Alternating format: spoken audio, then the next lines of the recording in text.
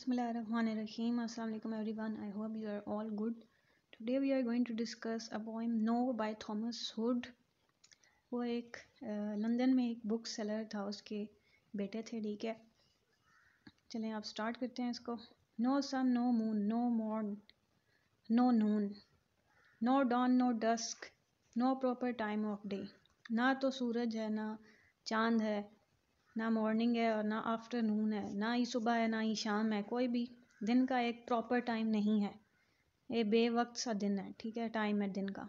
No sky no earthly view, ना तो कोई आसमान है और ना ही कोई ज़मीनी कोई मंजर नज़र आ रहा है। नो डिस्टेंस लुकिंग ब्लू, और ना ही हमें दूर तक देखने पे कोई ब्लू स्काई या हॉरिजॉन वगैरह नज़र आता है या नज़र आ रहा है। No road no street no others side the way, ना तो कोई रोड है ना स्ट्रीट है, ना इधर की साइड है ना कोई उधर की साइड है। No end of any row, ना ही किसी गली का कोई किनारा है या कोई आखिरी उसकी जगह है।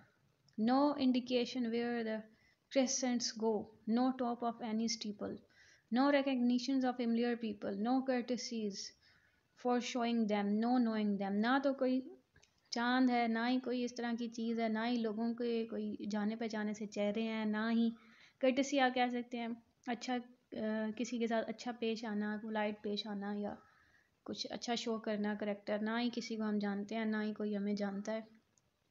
नो नोइंग देम, ना ही हम उनको जानते हैं। नो ट्रैवलिंग एट ऑल, ना ही कोई ट्रैवलिंग हो रही है। नो लोकोमोशन, ना ही कोई ट्रेन है इस तरह की चलती हुई।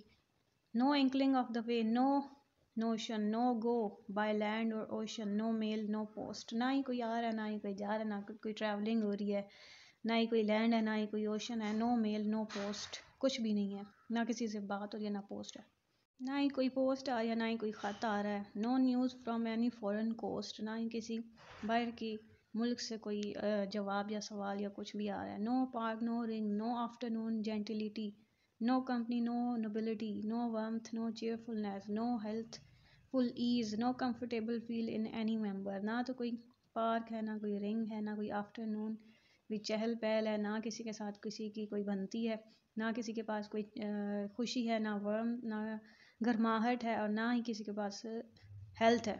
No comfortable feel in any member, ना ही किसी के पास आप जाते हैं तो आपको कुछ कंफर्टेबल फील होता है, ना ही कोई। No shade no shine no butterflies no bees no fruit no flowers no leaves no birds November. ये कह रहे हैं ना तो कोई फूल है ना कोई फल है ना लीव्स हैं ना ही कोई परिंदे हैं, और ये नवंबर को जो है डिपिक्ट कर रहे हैं कि नवंबर जो है वो ऐसा मंथ होता है जिसके अंदर ये सारी चीज़ें ख़त्म हो चुकी होती हैं। नवंबर को इन्होंने थोड़ा सा ग्लूमी सा शो किया है कि नवंबर में ना तो पत्ते होते हैं, कुछ भी नहीं होता, ना किसी इंसान के अंदर कोई गर्माहट होती है ना कोई वो हेल्थ होती है, सारा कुछ धर्म भरम हो जाता है। थॉमस हुड ने ये जो है पोइम लिखी है no. Let's talk about the author. Thomas Hood, 1799 to 1845, was the son of a London bookseller. At a young age, he became apprenticed to an engraver, but when he became quite ill, he left that job and turned to writing. In 1915, he became a journalist and worked in Dundee, Scotland.